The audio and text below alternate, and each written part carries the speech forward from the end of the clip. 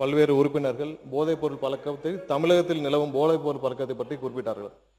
நாம் இங்கேயும் கடந்த 5 ஆண்டுகளாக தமிழகத்தில் நிலவும் போதைப் பொருள் பழக்கத்தை பற்றி நாம் இங்கே அனைவரும் அறிந்த விஷயம்தான். இன்டர்நேஷனல் போதைப் பொருள் கடத்தல் மன்னன் ஜாஃபர் சாரிக் என்ற நபர் டெல்லியில் கைது செய்யப்பட்டார். அவருடனும் அப்போது இருந்த முதல்வர் குடும்பம் முதல் அமைச்சர்கள் வரை அதிகாரிகள் வரை அனைவரும் எவ்வளவு தூரம் தொடர்பில் இருந்தாலும் எல்லாருக்கும் தெரியும். இதுவரை அந்த நபர் சம்பந்தப்பட்ட எந்த வழக்கும் தமிழ்நாட்டில் பதிவு செய்யவில்லை. சம்பந்தப்பட்ட ஒரு நபரின் பெயரை சொல்லி குறிப்பிட்டு பேசியிருக்கிறார். அந்த சம்பந்தப்பட்ட நபர் மீது அப்படி ஒரு குற்றச்சாட்டை எழுந்ததுமே எங்களுடைய தலைவர் அவர்கள் உடனடியாக அவரை கைது செய்து அவரை எங்களுடைய கட்சியிலிருந்தே உடனடியாக நீக்கிவிட்டோம். ஆனால் இவங்களுடைய ஆட்சியில் என்ன லட்சணத்தில் நடந்துகிட்டு இருக்கு என்பதை இன்னைக்கு மக்கள் பார்த்துக்கிட்டு இருக்கிறாங்க. இன்றைக்கு ஒரு அமைச்சரே ஐபிஎல் மேட்ச்ல பவுடர், இன்னைக்கு அமைச்சரை ஐபிஎல் உட்காருங்க முடிக்கிட்டோம் உட்காருங்க. அவங்க குற்றச்சாட்டு வச்சா நான் குற்றச்சாட்டு வைப்பேன். எதுக்கு ஒன்னே ஒன்று சொல்றேன். உங்களுக்கு பேசுவதற்கு நான் அனுமதி அளிக்கிறேன். நியாயமான கருத்து எதிர்கருத்து இருந்தால் நான் சொல்ல அனுமதி அளிக்கிறேன்.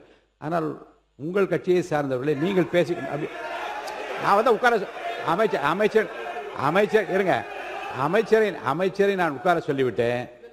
இல்லை நான் திரும்ப ஒன்று சொல்லுகிறேன்.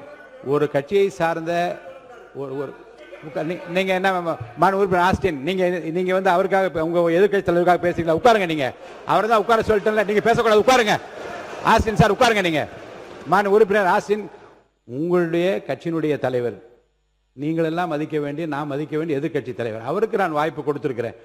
மாண்புமிகு சட்டத்துறை அமைச்சர் எழுந்த உடனே உட்காருங்கள், பதில் சொல்வார் என்று சொல்லுகிற போது நீங்க எல்லாரும் எழுந்தீங்கள் என்றால் அப்ப உங்க தலைவருக்கு என்ன மதிப்பு இருக்கிறது? மாண்பு எதிர்கட்சி தலைவர், நீங்க பேசுங்க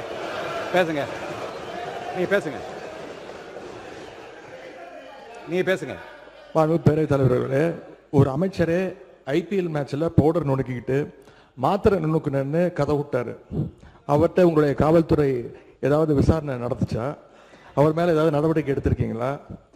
அது மட்டும் இல்ல, சமீப காலமா ஆளுங்கட்சியை சேர்ந்த பலர் போதைப் பொருள் வழக்குல தொடர்ந்து கைது செய்யப்பட்டு வருகிறார். நீங்க இதுக்குரிய ஆதாரங்கள்லாம் நீங்க இல்லாம நீங்க பேசக்கூடாது. அமைச்சர் அவர்கள் பேசுறதுக்கு ஏதாவது ஆதாரம் கேட்டிருக்கீங்களா? அமைச்சர் அவர்கள் பேசுறதுக்கு ஏதாவது ஆதாரம் இருக்கா? நாங்கள் உடனடியாக கைது செய்யப்பட்டிருக்கோம், ஒரு கட்சியிலிருந்து நீக்கி இருக்கிறோம்.